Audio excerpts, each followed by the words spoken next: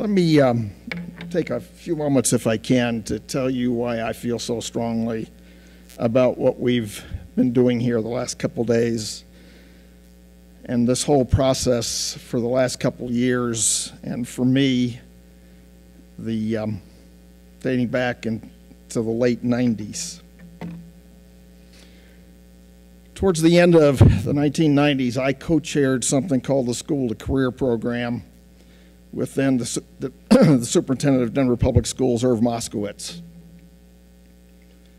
And the whole part of that program, which was a federal program, was to connect kids and schools and opportunities and help them to understand that their future was connected with their success in schools and staying in schools and graduating from schools.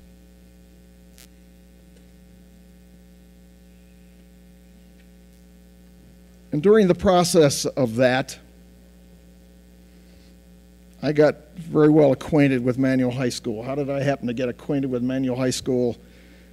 I owned a company, Ponderosa Industries, which was at one end of Franklin Street, and Manual High School was at the other end of Franklin Street. And in between was a charter school, an elementary school, Cole Middle School, a branch of the community college, and Manual High School at the other end. And I had this crazy dream, which in my mind was called the Franklin Street Connection. And mind you, those neighborhoods were basically 50% Hispanic and 50% African American. And I had this crazy dream that a child could go to the elementary school, could go to Cole Middle School, could go to and graduate from Manual High School and go to community college and never leave the hood. And then I could hire them and put them in a good manufacturing, high-paying manufacturing job at Ponderosa Industries. It was a dream, I admit. But as part of that dream, I got to know the president or the principal of Manual High School, Nancy Sutton. And I went to Nancy and I said, Nancy, if I could do one thing for you, what would that be? And she said that would be to get another adult in our kids' lives. Because they all have very, very difficult home lives. And they need another adult in their life in addition to the teacher. And I said, that's something I really would like to do. And we recruited 250 people like all of us and started a career coaching program at Manual High School. And we ran a school bus up and down 17th Street and picked up the suits and brought them to Manual.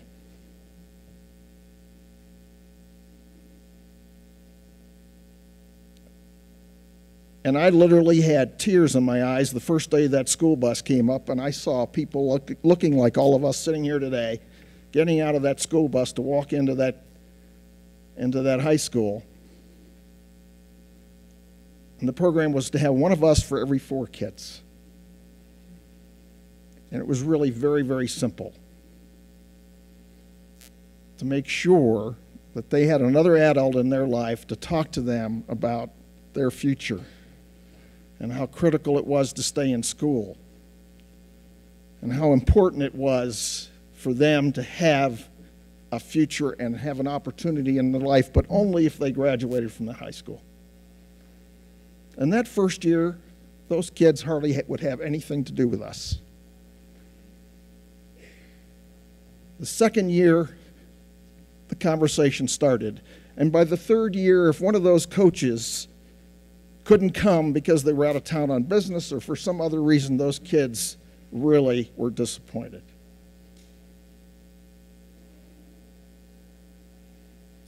And I tell you that story only because it gave me an opportunity to have a firsthand look at what schools are facing today in this society that we have. Now, I was blessed. I grew up in the 40s and the 50s, had a stay-at-home mom who was never, ever not home when I arrived home. And unfortunately, that was not the case with almost every one of those kids that were at Manual High School in the late 1990s.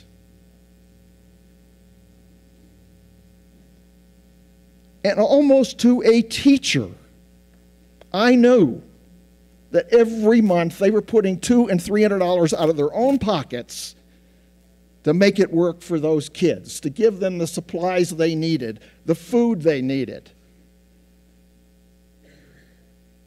And I said, this is not right.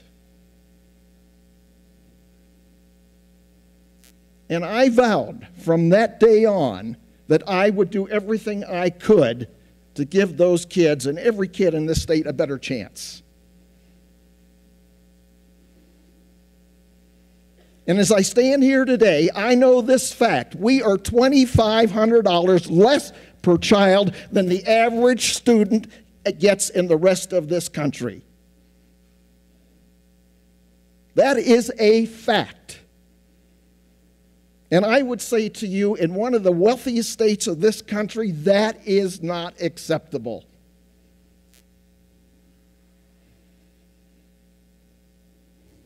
That is not acceptable. And we talk about reform. What does Senate Bill 191, what does Senate Bill 163, what does Senate Bill 212, what does the READ Act all have to do with if it's not reform? We have passed the toughest reform package in this country. Just go with me to the NCSL. I happen to be on their education policy committee. Everybody understands we've passed the toughest reforms in this country. And to say we have not reformed education and have not done our duty is not a fact. We have.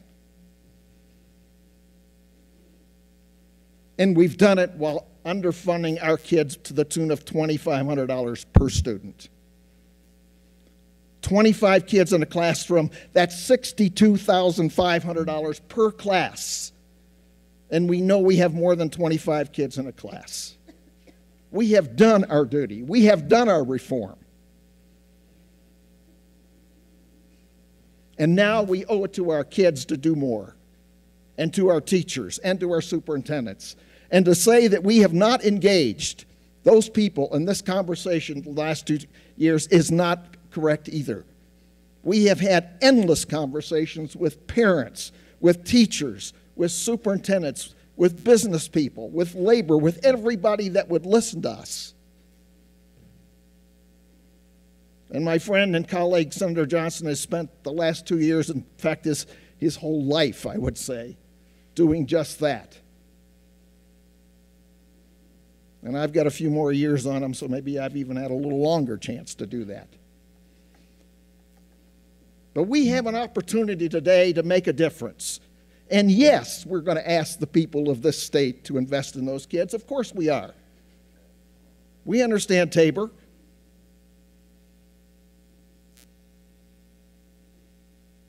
But we owe it.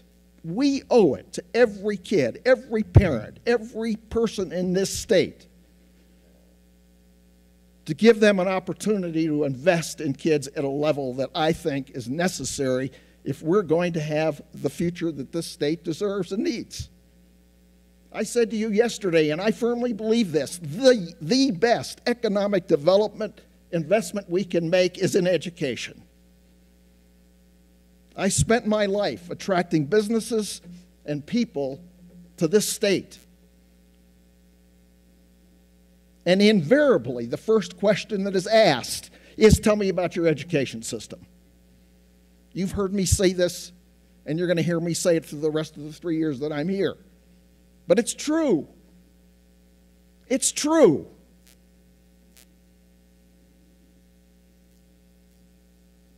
We will only attract the best and the brightest in the kinds of companies we want if we make the investment in education at all levels. And we are not doing it, folks. We are not doing it. The facts are clear. So I strongly urge you to support this bill. We have taken the time and the effort, and we are going to ask the people of this state, based on everything that we have done and that you've been a part of. These reform measures were bipartisan measures that we all stood here and passed and were proud of. And I had the good fortune and privilege of voting for all 4 of them. The toughest reforms in this country. And we owe it to the citizens of this state to give them a chance to invest in the very most important, critical asset that we have, and that's our kids and our people. I would ask for an aye vote.